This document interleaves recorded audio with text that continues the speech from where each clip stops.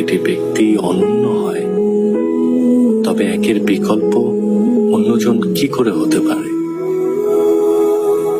ক্ষয়ে যায় তবু স্মৃতি রয়ে যায়।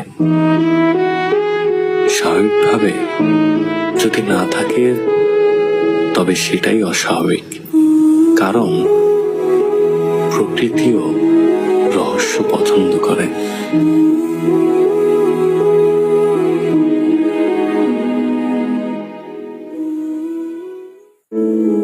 যদি প্রতিটি ব্যক্তি অনন্য হয়, তবে একের বিকল্প অন্যজন কি করে হতে পারে? ক্ষয়ে যায় তবু স্মৃতি রয়ে যায়।